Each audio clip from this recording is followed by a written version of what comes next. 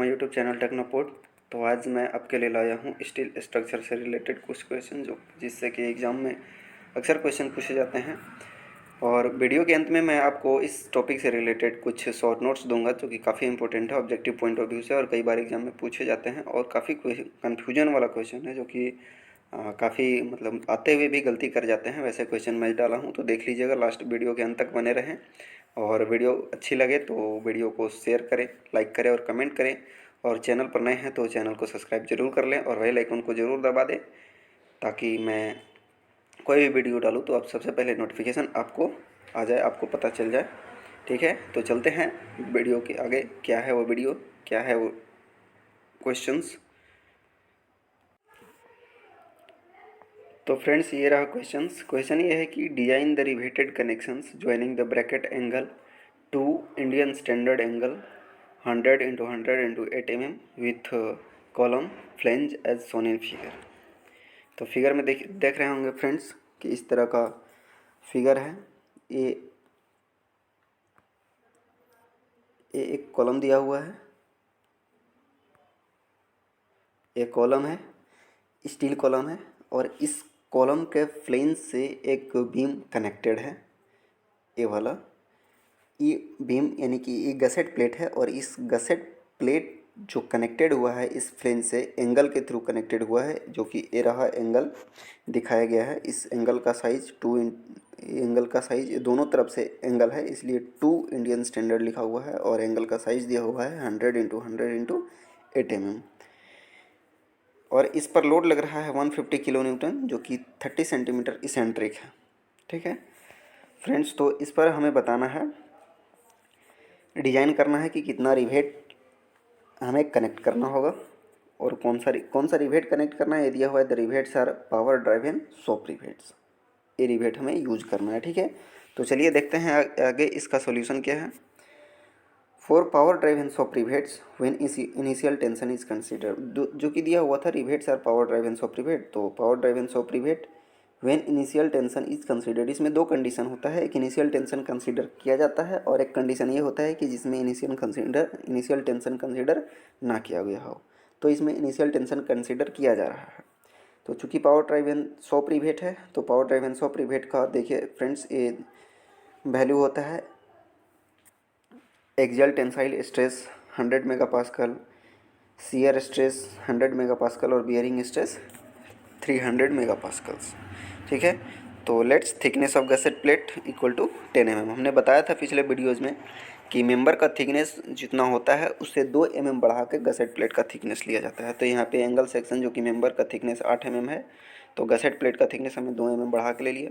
अब nominal diameter of rivet 6.01 √t होता है। तो हमने बताया था आपको पिछले क्वेश्चन में, ये अनविन्स फार्मूला है।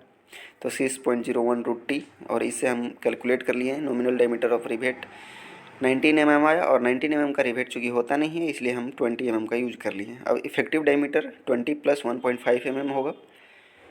तो जैसा कि मैंने पिछले वीडियोज़ में बताया था कि अगर नॉमिनल डायमीटर 24 mm तक रहता है तो उसमें इफेक्टिव डायमीटर निकालने के लिए 1.5 mm ऐड किया जाता है। ओके, और अगर नॉमिनल डायमीटर 24 से ज़्यादा हुआ तो हमें 2 mm ऐड किया जाता है। तो यहाँ पे 20 mm है तो इफेक्टिव निकालने के लिए 1.5 ऐड करेंगे। तो हम निकाल लेंगे strength of rivet in bearing. तो strength of rivet in bearing का फॉर्मूला होता है bearing stress into D into T. Okay, तो बियरिंग स्ट्रेस जैसा कि हमने बताया 300 मेगापास्कल होता है पावर ड्राइवन सॉप रिवेट का, और डायमीटर इफेक्टिव डायमीटर 21.5 mm और थिकनेस 8 mm। तो यहाँ से हम कैलकुलेट कर लेंगे तो आएगा वैल्यू 51.6 किलो न्यूटन। अब strength of rivet in single shear, यहाँ पे एक मेंबर और एक कॉलम का फ्लेंज से कनेक्टेड है तो वहाँ पे सिंगल शियर लग रहा है। तो वहाँ पे strength of rivet in single shear equal to हो जाएगा shear stress into area of rivet यानी π/4 इंटू d²। तो हम कैलकुलेट कर देंगे, तो कैलकुलेट करने के बाद आएगा मेरा strength of rivet in shearing 36.305 kilo Newton. अभी दोनों में से जो मिनिमम वैल्यू होता है वो होता है रिवेट वैल्यू। तो मिनिमम है 36.305, तो हुआ रिवेट वैल्यू। तो रिवेट वैल्यू हमें फाइंड आउट हो गया। अब हम निकालेंगे नंबर ऑफ रिवेट। उसके लिए पहले हम सबसे पहले पिच देख लेते हैं। पिच, तो pitch equal to minimum pitch हमने बताया था 2.5D होता है, और मैक्सिमम पिच भी हमने बताया था। पिछला वीडियो अगर आप देखे होंगे तो वहाँ पे मैक्सिमम पिच हमने बताया था 12T या 200 mm which ever is less for compression member and 16T और 200 mm which ever is less for tension member. तो यहाँ पे मिनिमम पिच 2.5D होता है, तो हमने मिनिमम पिच दिखाया तो 53.75 mm आया। ये मिनिमम होता है, अगर इससे कम देंगे पिच तो वो फेल हो जाएगा, इसलिए हम थोड़ा सा बढ़ा कर दे देते हैं, तो हमने 60 mm दिया। ठीक, using 2 row of 20 mm diameter rivet at pitch 60 mm। 2 rows यहाँ पे कन्फ्यूजन हो रहा होगा, तो देखिए क्या है 2 रोज। अगर इस फिगर को ध्यान से देखें, तो अगर इस फिगर को हम इस साइड से देखेंगे ना, तो हमें पता चलेगा कि गसेट प्लेट के दोनों तरफ एंगल कनेक्टेड है। एक ई एंगल कनेक्टेड हुआ और इसके अपोजिट साइड में एंगल कनेक्टेड है। तो यहाँ तो रिवेट मारा हुआ है ही, लेकिन इसके अपोजिट जो एंगल है उसमें भी रिवेटिंग किया हुआ है, इसलिए 2 रो, एक रो इधर और एक रो इधर। अगर सामने का फ्रंट डायरेक्शन वाला हम रिवेट दिखाएं तो देखिए फ्रेंड्स वो कैसा दिख, तो वो दिखेगा कुछ इस साइड। पहला एंगल में पहला रो में ई रिवेट मारा हुआ है और दूसरा रो में ए रिवेट, तो इसलिए वहाँ पे लिखा हुआ है। तो यहाँ पे देखिए using 2 row of 20 mm diameter rivet at pitch हमने निकाला 60 mm। Then number of rivet per row या number of rivet in each row equal to N, और एन इक्वल टू एन का फॉर्मूला होता है √6m/rpm। 6m क्या है, m moment है, जो कि फोर्स इंटू इसेंट्रिसिटी फिगर में आप देख रहे होंगे। और r क्या है, रिवेट वैल्यू, p पिच जो हमने निकाला, m नंबर ऑफ रोज। तो अगर हम वैल्यू पुट कर देंगे तो 6m लोड लग रहा है 150 किलो न्यूटन, 30 सेंटीमीटर इसेंट्रिसिटी दिखाया गया है। यहाँ पे हम 30 सेंटीमीटर को mm में पुट किए हैं तो 300 mm हो गया। और रिवेट वैल्यू 36.305, पी पिच का वैल्यू 60 mm और नंबर ऑफ रो 2। तो इस तरह से हम कैलकुलेट कर देंगे तो आ जाएगा वैल्यू 7.87। तो से हमने कह दिया कि 8 रिवेट इन ईच रो। अब इस रिवेट को अरेंजमेंट कैसे करेंगे देखते हैं। तो ये रहा रिवेट का अरेंजमेंट, हम ईच रो में 8 रिवेट कनेक्टेड कर दिए। तो देखिए ये टोटल हाइट, देखिए जितना नंबर ऑफ रिवेट रहेगा उतना हम एनपी कर देंगे, तो ये वाला टोटल हाइट आ जाएगा।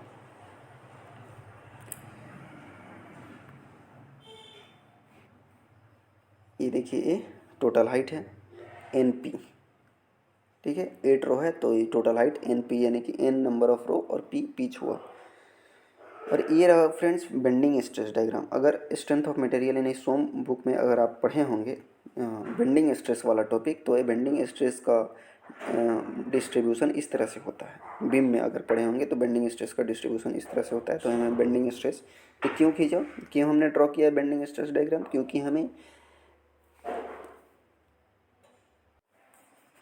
Bending stress eight extreme fibre निकालनी है। एक्सट्रीम फाइबर मतलब कि न्यूट्रल एक्सिस से मैक्सिमम डिस्टेंस पर बेंडिंग स्ट्रेस हमें कैलकुलेट करना है। तो बेंडिंग स्ट्रेस का फार्मूला आपको पता होगा, एम वाई बटा ही बेंडिंग स्ट्रेस का फार्मूला आपको पता होगा। तो मैं बता दूं कि बेंडिंग स्ट्रेस का फार्मूला होता है stress by Y equal to M by I equal to E by R. ठीक है, तो इस फार्मूला से हमने फाइंड आउट कर लेंगे सी आर स्ट्रेस, जो आ जाएगा एम वाई बटा आई। तो देखते हैं पुट करके, आई क्या है, I moment of inertia about neutral axis of the given section. अब आई कैसे दिखाएंगे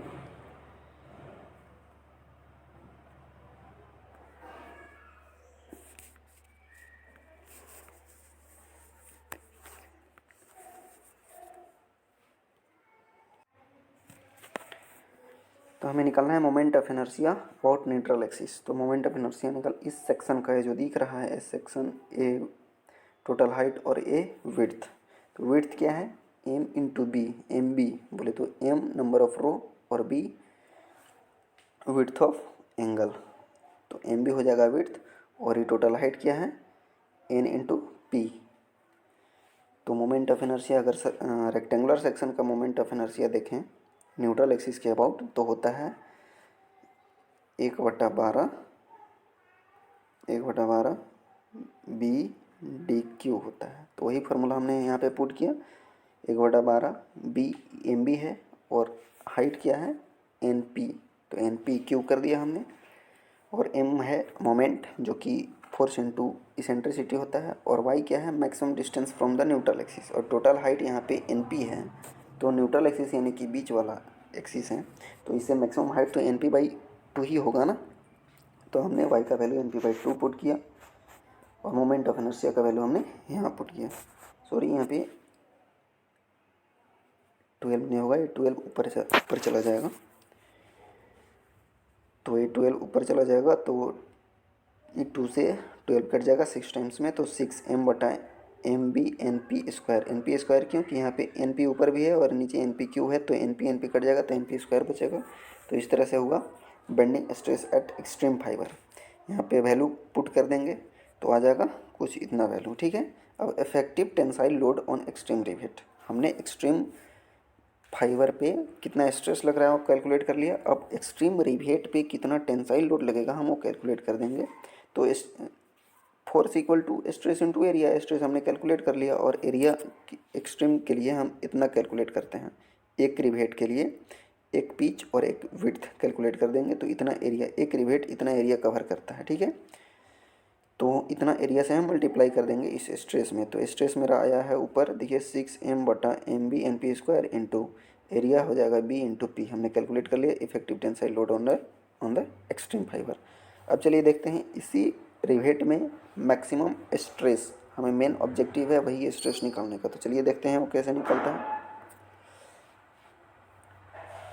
तो वो निकलेगा so tensile strain on extreme rivet equal to जो फोर्स आया उसको एरिया ऑफ रिवेट से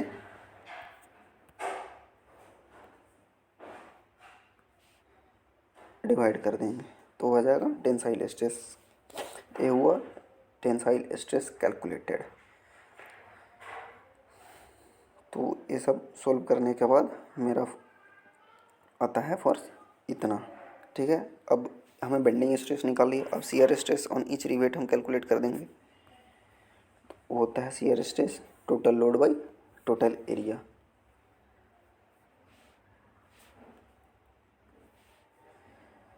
तो लोड 150 किलो न्यूटन है, हमने न्यूटन में बदल लिया। M number of row 2, N number of rivet in each row, और एक रिवेट का एरिया हमने कैलकुलेट कर दिया, तो इतना आ गया। अब इसमें चेक होती है, हमने जो अरेंजमेंट किया है उसको चेक करना पड़ता है कि वो सेफ है कि नहीं। वही सेव करने के लिए हमें, वही चेक करने के लिए हमें शियर स्ट्रेस और बेंडिंग स्ट्रेस निकालना पड़ा, तो वो कैलकुलेट कर देंगे, कैलकुलेटेड निकालना। तो ये होता है चेक करने का formula, calculated tensile stress by permissible tensile stress plus calculated shear stress by permissible shear stress should not exceed 1.4। Value हमने पुट कर दिया 96.8/100 प्लस 25.8/100 शुड नॉट एक्सीड 1.4, आया 1.226 जो कि 1.4 से ज़्यादा नहीं है, देन ओके सेफ है, ठीक है। तो ये रहा दोस्तों सॉल्यूशन इस न्यूमेरिकल का। अब देखते हैं इससे कुछ रिलेटेड शॉर्ट नोट्स हमने दिया है जो कि काफ़ी इंपॉर्टेंट है। तो चलिए उस क्या है शॉर्ट नोट्स उसको देखते हैं। तो ये रहा इस टॉपिक से रिलेटेड कुछ क्वेश्चन, हमने पिछला क्वेश्चन में बताया था ये फिगर, इस फिगर से रिलेटेड कुछ क्वेश्चन बताया था हमने।